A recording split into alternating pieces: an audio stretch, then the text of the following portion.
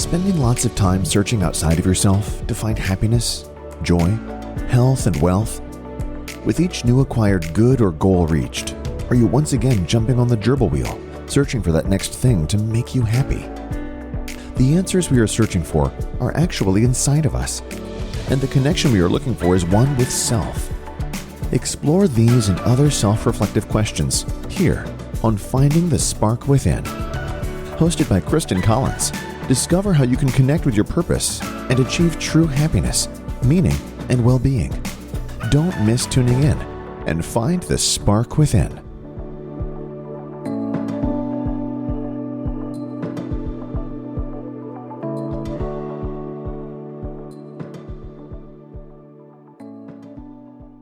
Hi, everyone. Christin Collins here. Welcome to another episode of the podcast, Find the Spark Within. It is so much fun for me every time I get to spend a half hour with a friend, maybe a stranger, but the common thread with all of my guests is that they have helped to stir an awakening or that spark that was within me and bring out something in me that I didn't even know existed.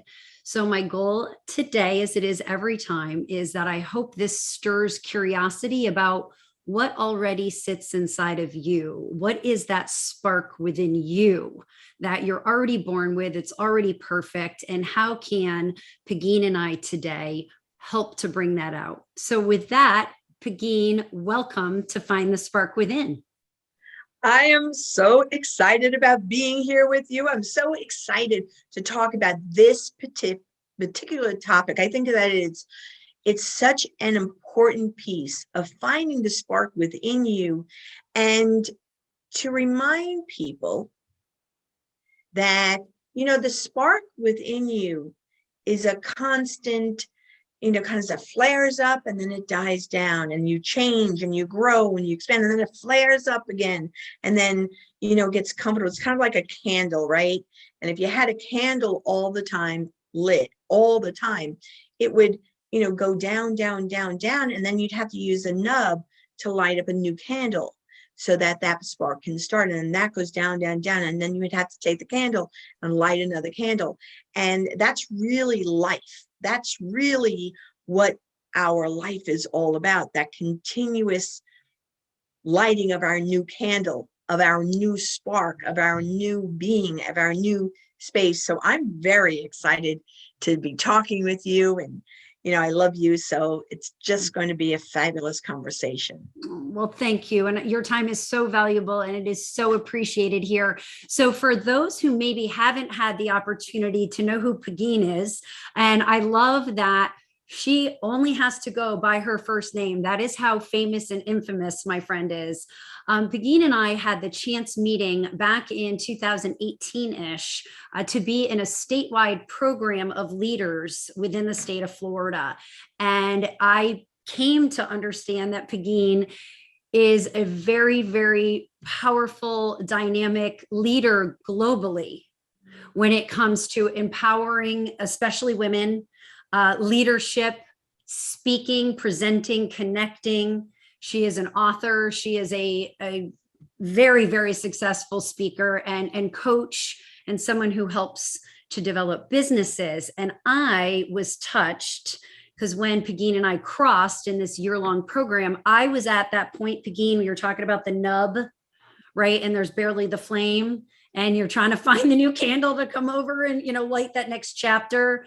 When you and I met and went through that program, I was at a nub and I was really in a very deep, introspective, challenging point on my journey. And you just throughout the course of the year started walking by my side and gently introducing me to myself. And it's only been after our year-long program that I really began to understand who you are and all that you offer the world. So it is an honor to be able to connect with you today. Thank you. So having now a much broader understanding of your spark, and your spark is more constant and very vibrant, take me to a moment, because I know you've had many chapters. I know some of your previous roles in life, some of the previous places you've lived on the globe, but take us to one place where you were doing that inner work to find that spark within, to step into a next chapter? Well, this is a great question because I just gone through this transformation for myself, this growth step for me. So, you that are just meeting me right now, you see me as I am, you see my hair coming, up here, you see it white, you see, more, different clothing. Actually, you see me in color, which is like, hello.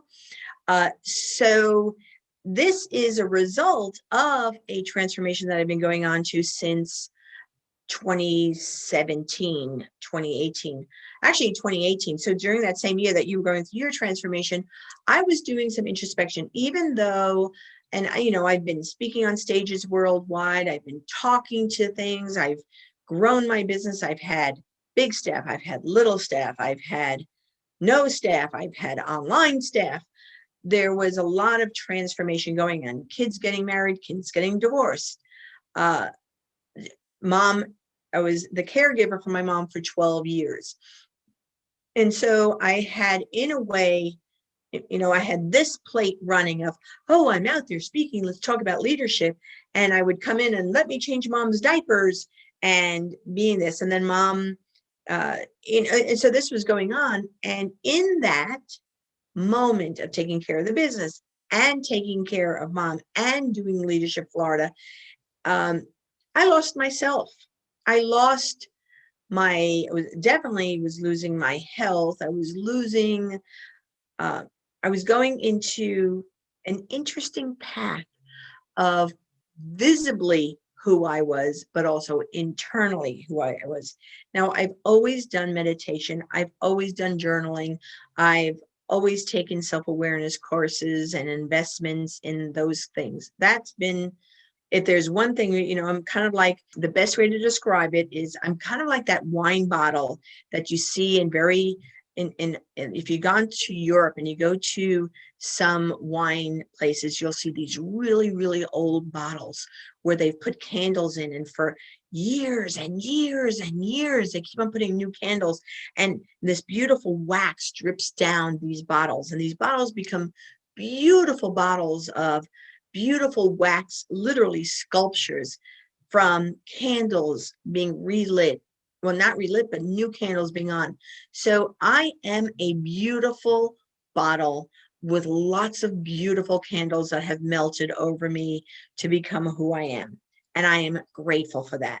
And in that year, my candles were probably not of the highest quality, right? So if you ever go into candles, like now everybody's the holidays going to go buy candles.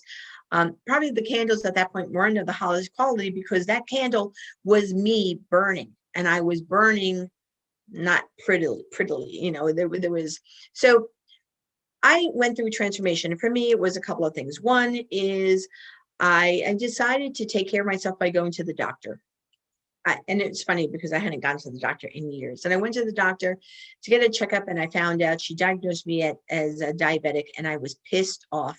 Oh my gosh, Christina, I was pissed off. Now, I knew that I was big, and I knew that I was getting bigger, and I knew that because I'm the one buying my clothes. I'm the one that's putting it on. I noticed that. But somehow in my contorted life, I was thinking that the world didn't see me like that. Actually, until somebody showed me. So in Leadership Florida, there was a time where we were in this ranch, and there was one of those electronic bulls, and nobody would get on. I went, I'll get on. I was the first one on, and I, thinking that I was your size, and I throw my thing on.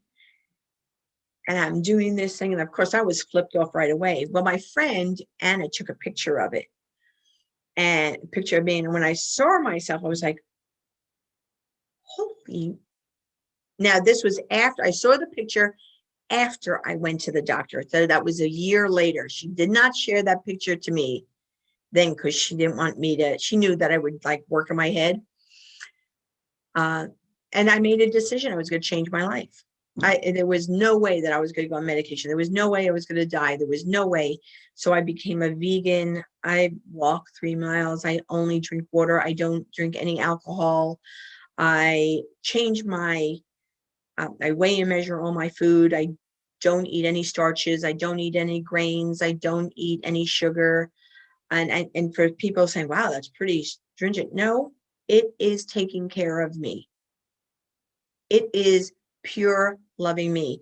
And then I had to depend on my spirituality to be able to be the person I really wanted to be.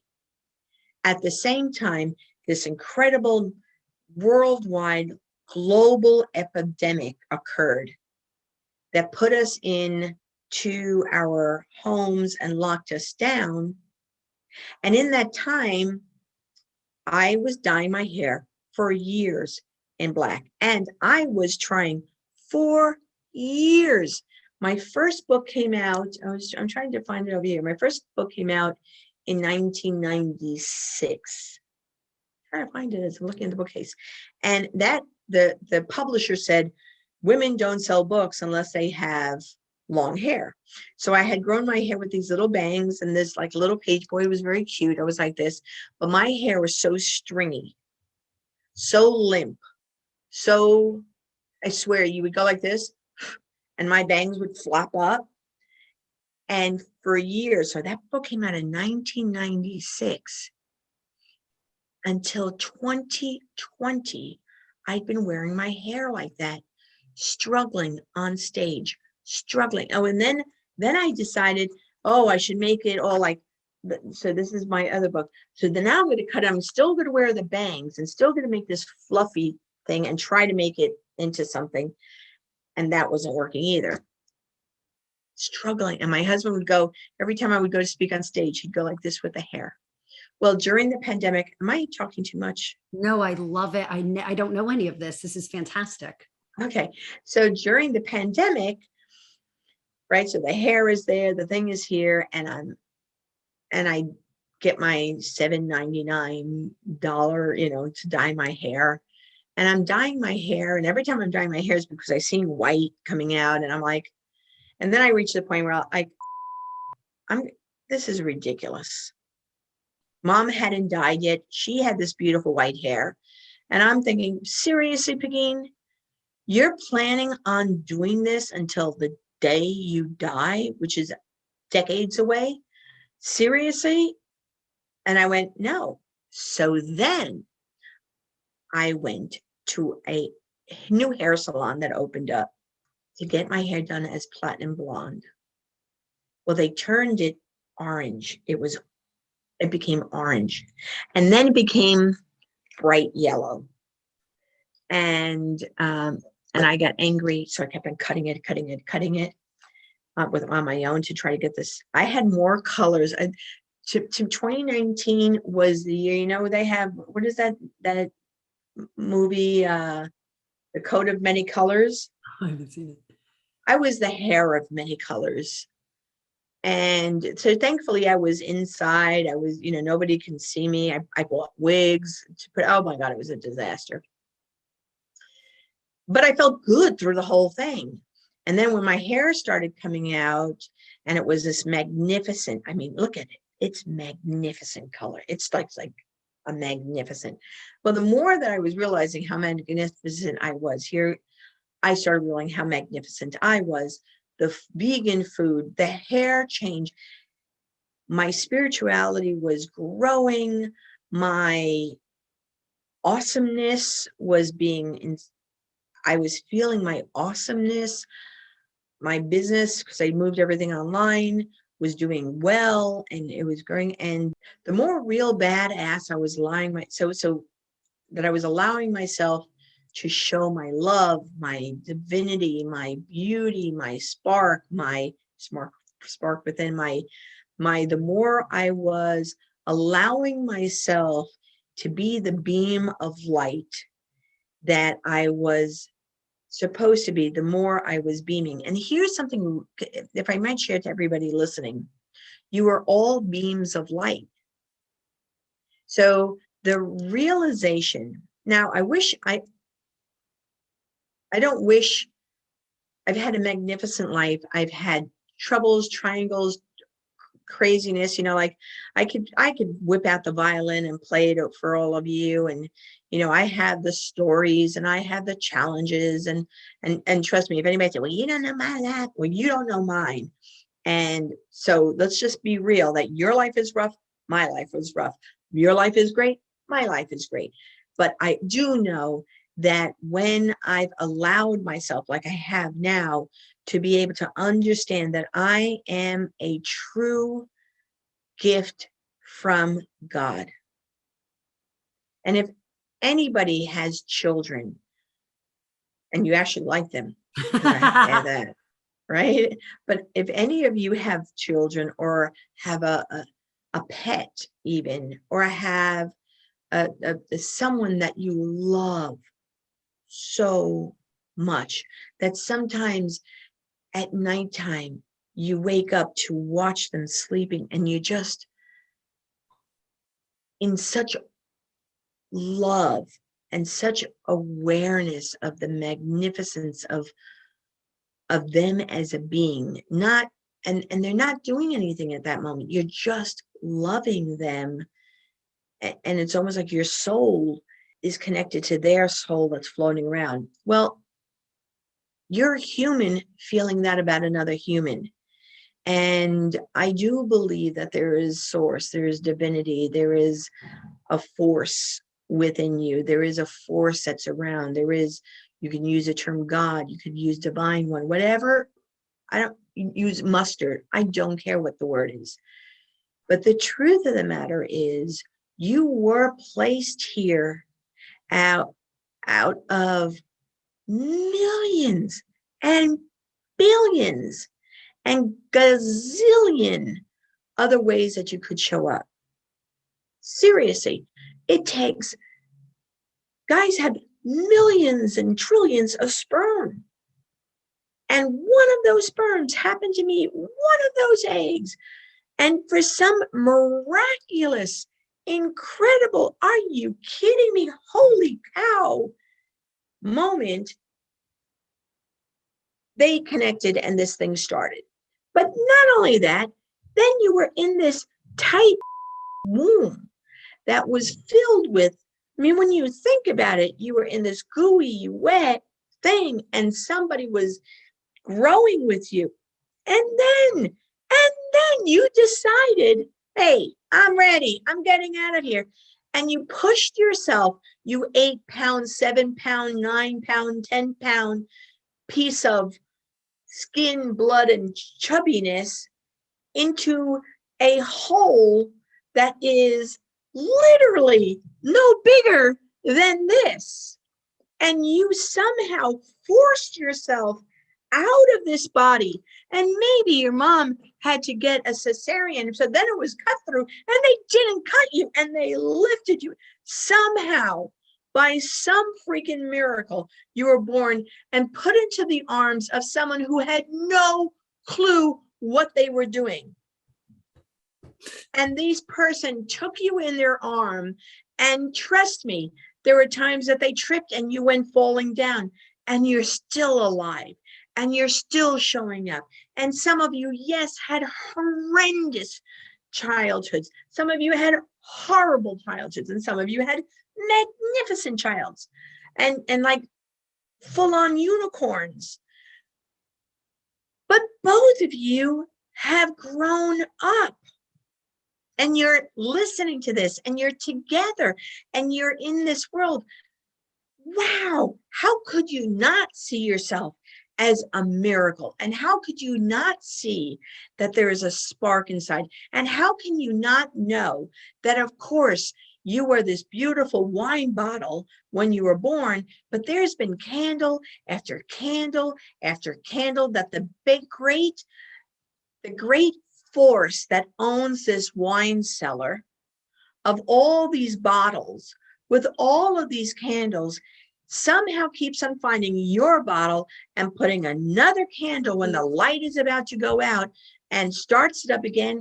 And there you are. We are in a global wine cellar of gorgeousness. Girl, you're speaking my language.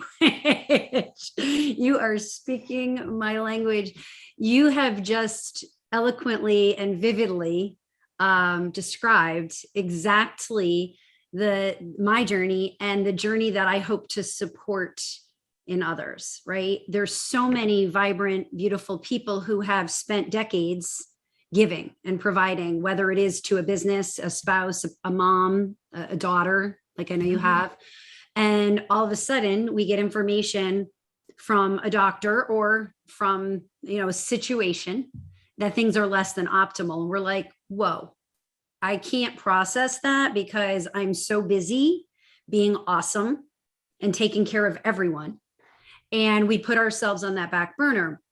And then you took me through your journey, which I did know that we were kind of simultaneously going through some introspection, right? And I literally physically watched you transform over a year in front of me, right? And the fact that you became a plant-based eater in our journey, when I showed up at Leadership Florida as I think the only plant-based eater, and certainly didn't like wear a t-shirt or like, oh, hey, I need a special meal. I was very under the radar. Then when I found out you were on the same path, I was like, ooh, a friend.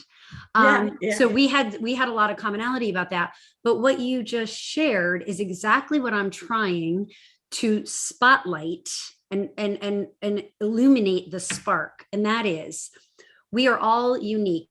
We are all individual. We are all here for a very, very, very specific divine purpose that's already embedded. It's already perfect. We are here to live it. We're here to experience it, right? Let it come out like a lotus flower. When we're not being true to self, when we're not in touch with self, we are off our path and we're going to keep getting nudged or bopped over the head, or our bottle's going to fall over until we wake up. So what you just described was your awareness to, I'm actually not being authentically me. Yeah. And I have this fantastic mane of spunky hair that is definitely, something that's signature. And I have a big personality and I wear these cool glasses, and you fully, as successful as you already were as a professional, business owner, coach, again, spouse, daughter, mother, everything, friend, you just took it to a whole new level by letting go, taking care of self, and embracing who you are. Absolutely. And I want to just share with people that I think that it's really important that in every step of our life, we are as authentic and as real as we can be at that moment, because we're at the level where we can be at in that moment. And so we have to really learn about who we are. So that's why our wine bottles have so many layers of candles, because you have that first experience and you overcome it, or you change because of it. And it could be that, you took courses in college that weren't fitting you, or you didn't go to college and then you decide to go back. Well, that's another candle that's being lit and put on your wine bottle. And then, maybe you get married to somebody that you thought that you loved, and then you got divorced because you realized that wasn't the person I was supposed to be with. And then you find another person that is you're supposed to be with. And some of my friends have been doing it for 5 times, finding the right person. And some of people have, found the right one. And, I always, so your candles at every step, every candle is important. Every melt down of that candle is critical for your own growth. It is an imperative. And when you think about that wine bottle covered in wax, what it's really doing is making that bottle very strong. Yeah. So, a wine bottle out of glass is it's fragile. It's fragile. But every layer of wax, every layer that floats down that bottle, every candle that gets burned and is flowing down is really making it more protected, right? It would be hard if you get to have gray hair. If you dropped a bottle like that it would actually break because it's so protected by all this wax. You're adding depth. right? You're adding beautiful. You're adding depth, and you're adding, I tell people all the time, I do a program called GEMS, Great Engaged Leaders Manifest Success. And one of the things that the reason I do this GEMS concept is that we're all diamonds or sapphires or rubies or emeralds. And every single one comes from a mind and doesn't look like it does on your ring. It doesn't look like this. Right? I only have one little ring on, but it doesn't look like this. It comes out dirty. It's jagged. It's not beautiful at all, right? And then they take it and they grind it down, and then you cut, and grind it down and grind, and then they polish, and they look and they see and grind it down and cut, and grind it down, and then they polish. And then they put it in a setting, and this setting has to be the right setting, and it's surrounded by other gems. Well, the truth of the matter is we are those diamonds and those emeralds. And the only one who knew, the only being that knew the energy per source was that created that diamond and emerald and real, is the same one that created you. And I want to talk about something, if I can. Of course. About, we talk about purpose. We talk about purpose as though it's like, I don't know, that we're going to say, this is our purpose. We put on our armor, we're getting our stake in the field, and we're going on our purpose. Well, that's really not that's not how it feels sometimes. What keeps on happening is what keeps on happening. What do you keep on showing up as? So your parents said you should be a doctor. You get to be a doctor. You hate being a doctor, so you leave being a doctor. But you love painting and you love doing that. And then people say, well, you can never make money painting. Well, they're not painters, so they don't know. They're not you. They don't know. And we have to be aware that if you're loving something, I don't care whether it's you're loving doing laundry, or you love doing electronics, or you love doing whatever it is that you love doing, that's what you're supposed to do. And I'll give you an example. My husband was a chiropractor. He retired as a chiropractor.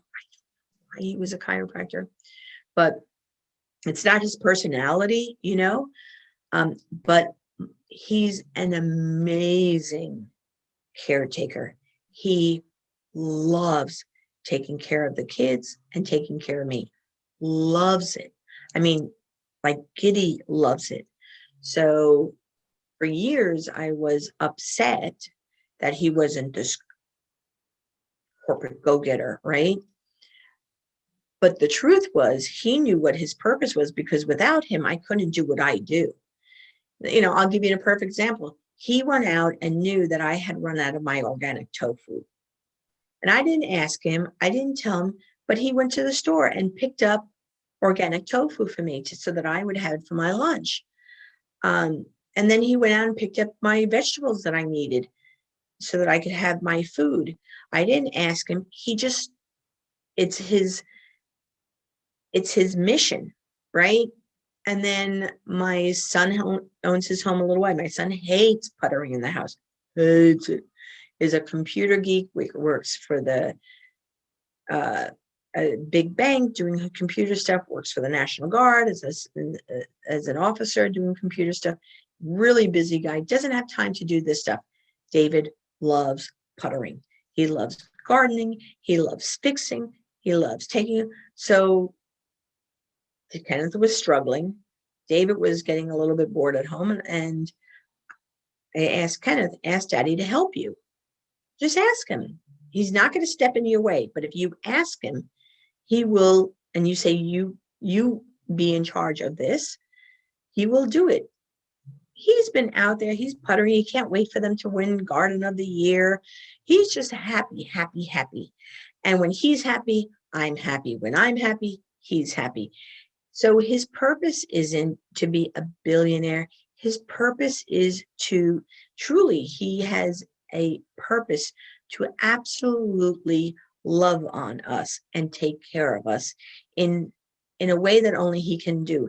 And seriously, we're flying up to Boston because my daughter needs a shelf put up.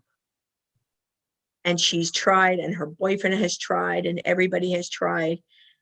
And I finally said, just ask him. And he's like, okay, I'm going. I'm on the plane. Let's go. That's so awesome. I absolutely love that. Yeah. So other people would say, oh, he's enabling. No, he's living his purpose. No, and he also is sitting back, and then when asked, he's not, and I want to go there with you on this, like imposing your will on others. And I want to tie that into women in leadership, because this was a really big lesson for me, because I thought that I had all the answers and everything should be done my way, clearly. Yeah. And, I loved that subtlety with your David. We both have Davids, and where when he's invited in, not he's imposing, like, I'm going to come up and I'm going to put your shelf up and I'm going to no, yeah. So I appreciate that pause. So when you are, especially as a female leader, and you're experiencing someone like you did with your husband, who you felt, I wish he was a corporate gangster, and he's not. And, I'm therefore kind of judging him. Right. How do we redirect our imposition onto others, right? And channel that energy to the spark within, and stop worrying about what everybody else is doing, and maybe just own who we are and give everybody else space to be who they are? How do you help people do that? I love this question so much. I love it so much because it's been a big lesson it's been a big learning for me. It actually was a big learning when I was running a company. My company had all the staff and all these people, and I found myself, I was working my butt off to pay for their salary and not mine. Like, why am I doing that? And that was not a good model that I had. So here are two things that I know for sure, and it has helped me. I keep it at the forefront for me. One is I do say this, well, I say a lot of prayers, but I do say this serenity prayer. God, grant me the serenity to accept the things I cannot change, the courage to change the things I can, and the wisdom to know the difference. So God, grant me the serenity to accept the things I cannot change. I cannot change, nor can I make you change. I have no ability to change people, places, things, or situations. Or the right.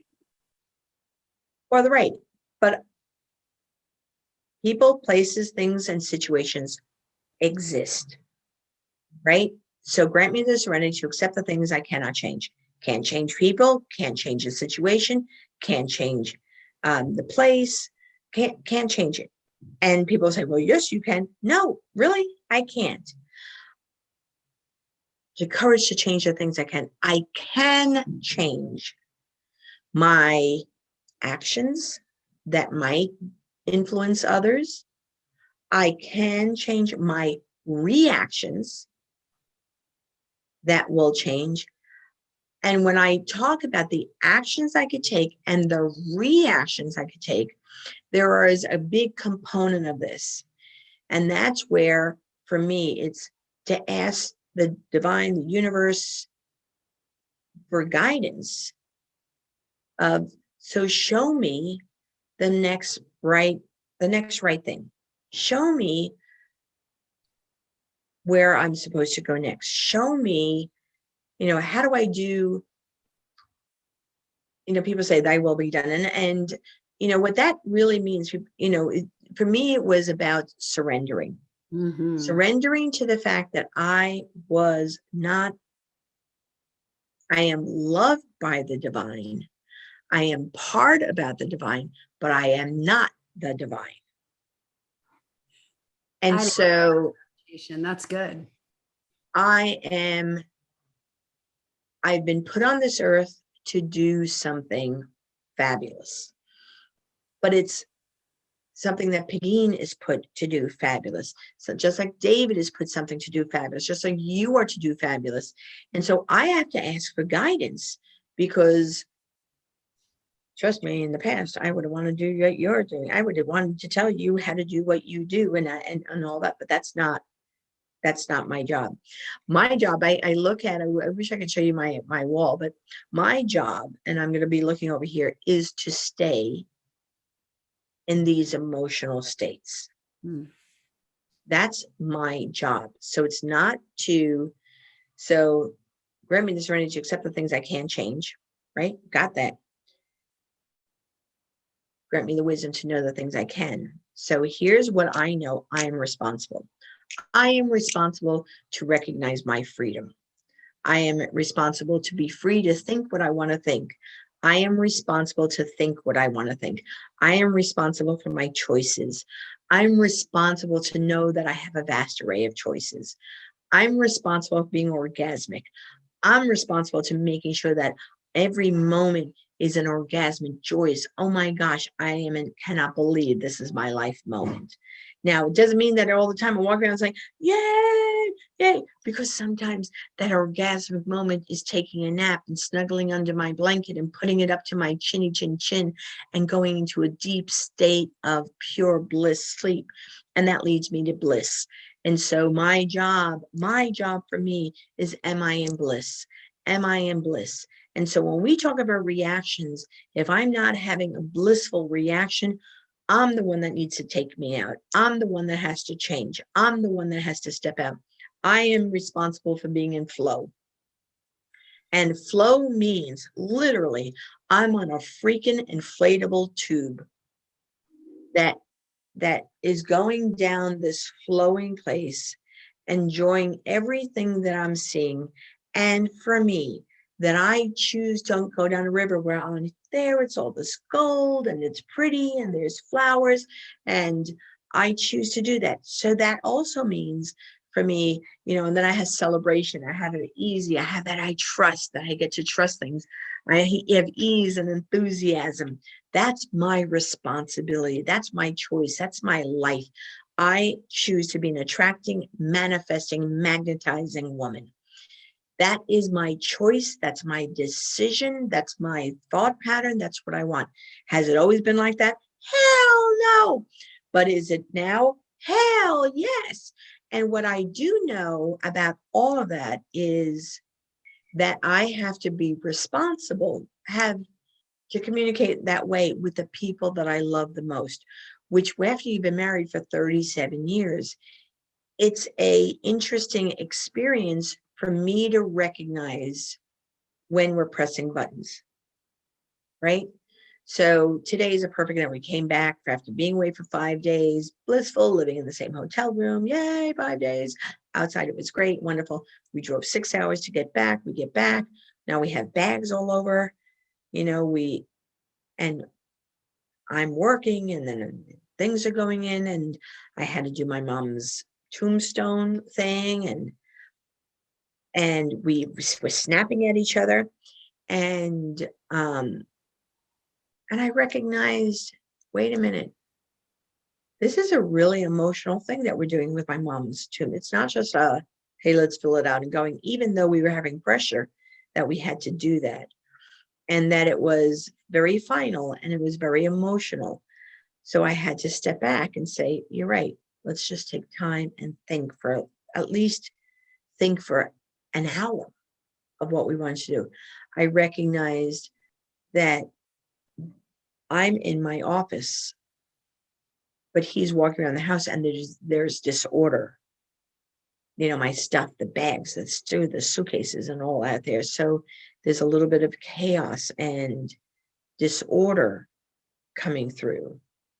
And so I have to stop. And boy, did I give him a kiss today? Did I even say, I love you today? Did I even say, I'm so grateful that we went together?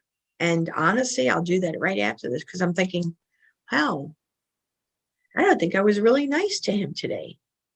Pegine, you bring up such an important part of the journey, at least in my experience and what I try to connect with people on.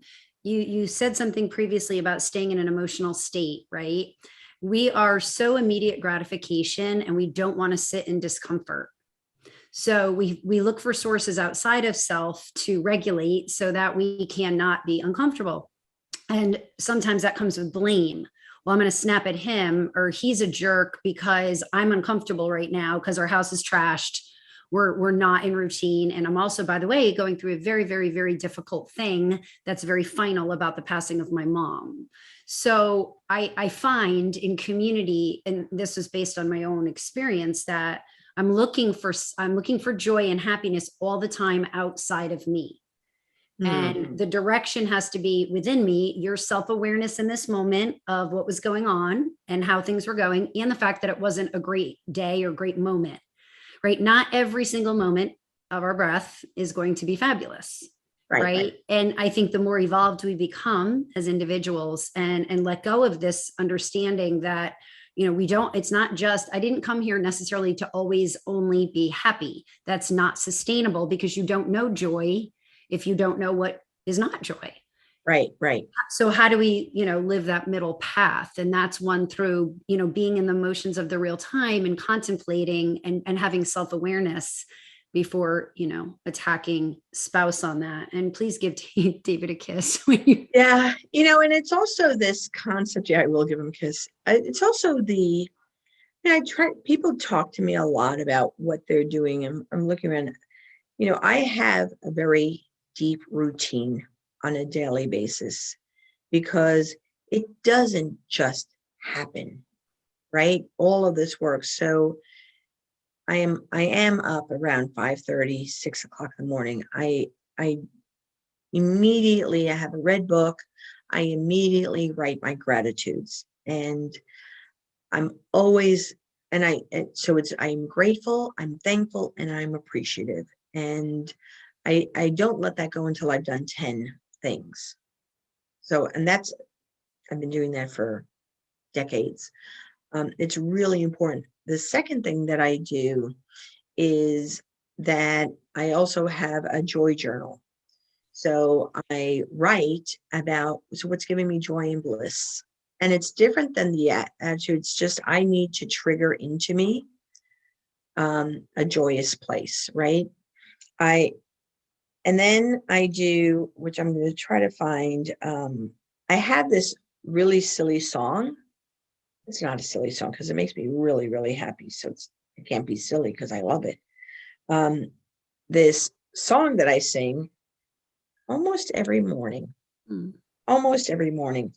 And it's a song that is sung by kindergarten teachers to their kids, to the kids. So it's a way to get their vibes up. So, good morning. Good morning. Good morning. Good morning. 1, 2, 1, 2, 3. Good morning.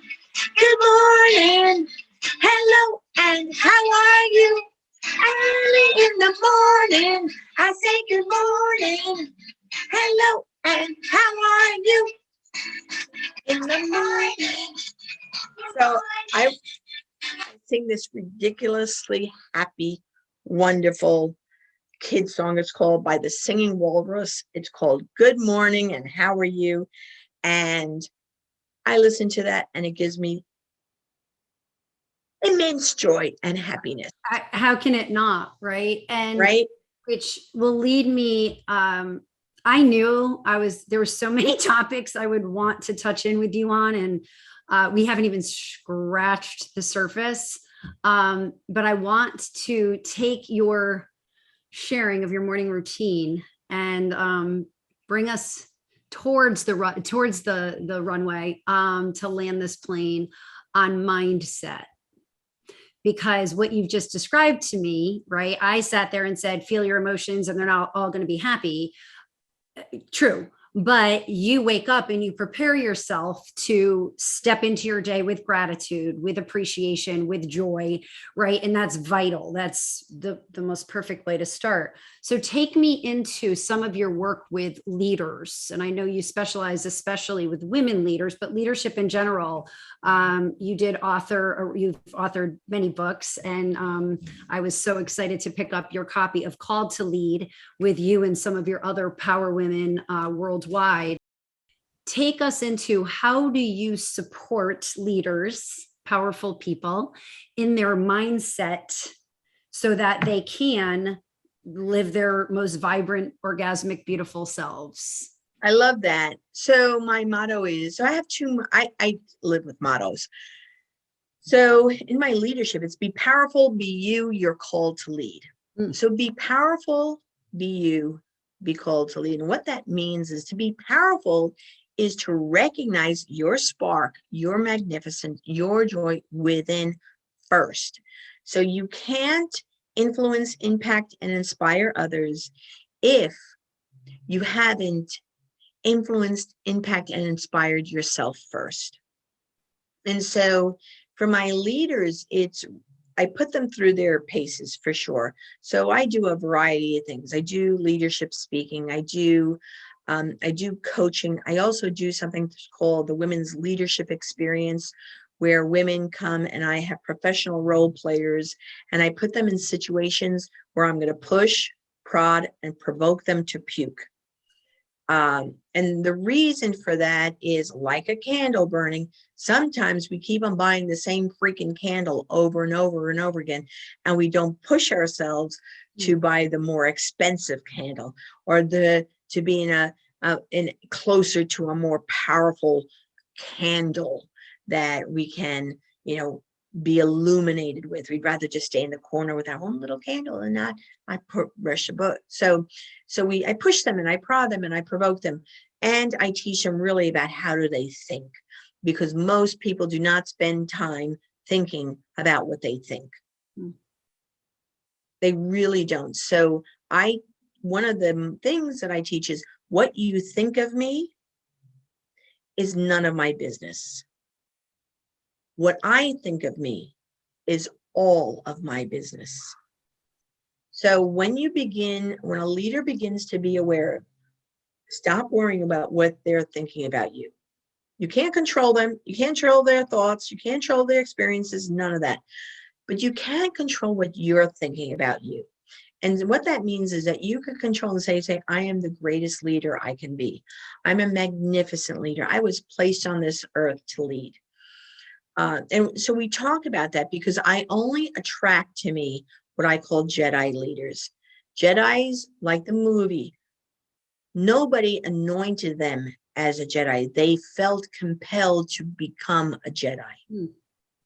They sought, and they were willing to put themselves out there to release and let go all of they were willing to face their fears. They were willing to be transformed. They were willing to learn new skills. They were willing to put themselves on. That's who I work with, those people who are willing. I'm not going to try to convince you. I'm the Yoda mama to Jedis. That's how I feel. And then the other part about that, so the way I do it is, I will always teach people mantras. So be bold, be brave, be seen and be heard, and be paid well. So be bold, be brave, be seen, be heard, and be paid well. I be feisty, be fearless, be focused, have fun. Things that people can readily remember and put them into their brain. Now, you may not know, probably don't know, that I write songs, and then I produce the songs, so that, especially for women, my thing is this. Have you ever seen people who watch TV and they could repeat the jingles on TV? Yeah. So lots of people can do that, right? And my thought was, why would I not teach women to have their own songs? So for instance, I have a song called Confidence Karma, and it's on YouTube. You just do Confidence Karma, and it's all about, I just had so much fun doing this. So can you see this? Can you see this picture? I can hear it, and I'll put it in the show notes. Okay. Be what you wanna. What happens to you is caused by what you do, caused by your actions, driven by your thoughts. Set your intentions. Confidence, prominence, and vengeance. competence, dominance, prominence, and competence. So we produce these songs so that women can, like, even now, and forget about it, I don't care if women have never, they've never heard of me, they've never, maybe, but we'll put the song up, we send it out so that you have the song running through your mind. And so when people come to my women's leadership conferences, which we'll have another one in March, when they come to my coaching sessions, when they come to some of the experiences, when they hear me speak, my job is to make it memorable. My job is for you to have an experience that is unforgettable. Now, a lot of people say that, but I need you to remember this stuff during your most high stakes, hard times. I need you to somehow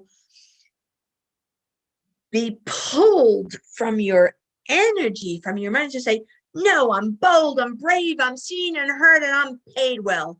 And you know, that you have words that can fire you up. And like you said, do the spark. I'm going to have to think about it. Do the spark, baby. Do the spark, baby. Please write a song about that. No, and Pegine, you just described, you know, your essence and being. I have to share this story. I told my husband this after he met you this past weekend. It was so funny because when I saw that you were offering a workshop, a couple-day workshop in something, and this is so great. In my head, I was like, I'm going to sign up to support Pegine. Right. Right. And then it was 3 days and I was actually plugged in for about 65% of it, which was a lot, right, you know, working full time and everything. And I was really proud of myself. I took 7 pages of notes that I immediately implemented, like 2 of them. And I now still have, you know, 5 as resources as I continue to understand my, you know, business concept and absolutely what my message is. You just brought all of yourself and all of your experience, and you were so engaging, and you brought in your community and you showcased your community. You brought so much value to my life that I took 7 pages of notes, and I thought I was doing you a favor by buying your workshop. So it was pathetic. So I appreciate how you do help us find our vibrancy with, you know, tactical things, practical things, catchy tunes and stuff like that, but it's really usable material, and it does help to move the needle to help us find that beautiful spark within. So thank you. Thank you. And again, the divinity and the wonder of your and my connection is not lost on me. We were blessed to go through that year-long program. There were 55 of us, and I loved everyone in the program, and, you know, would love to stay in touch with all of them. But the fact of the matter is we're all really busy, and, you know, COVID and this and that. And yet the magnetism that you put out does definitely touch me, and you are a priority for me because you are adding just so much vibrancy to my journey and helping me find my spark. So it was just an absolute divine honor to connect with you today. And like I said before, there's so many, you know, pathways that we could go down in conversation. But I think for today, what I'm leaving with is that motivation to find that unique spark within and to own it and to be comfortable in it. And you are a living role model of that. And that's also what you coach. And I would love it if you would share with folks, how are there ways that people can stay in touch with you and your content? And I, of course, will share it with my community as, you know, things unfold for you. And I've already mentioned that you have this amazing book about leadership that I would highly recommend picking up. Is there other formats that people can learn from you? Absolutely. So so I just want to do a little recap for everybody because there's so much that we talked about. So I want to just recognize and let people know that one, you are the spark. So you are the wine bottle with the candle. It's a never ending process. So I want you to be really focused on that and know that. Number two is you are not responsible for people, places, things, and situations. You're only responsible for your actions and your reactions. Three is what you think about yourself is all that matters. What others think of you is none of your business. What you think of you is everything. And then the final thing is, of course, you want to keep in touch with me. So there are two really great ways. One is that I have a podcast. Well, it's a membership. It's called Pegine.club, Pegine.club. And you get me into your ears at least every other day, sometimes once a day. It's a $7 a month subscription to be in the podcast of Pegine.club. And there we talk about confidence, business, leadership, motivation, so that you're filling your ears every single day with short bites of information. The other thing that you could go is you can definitely go to powerwomenworldwide.com.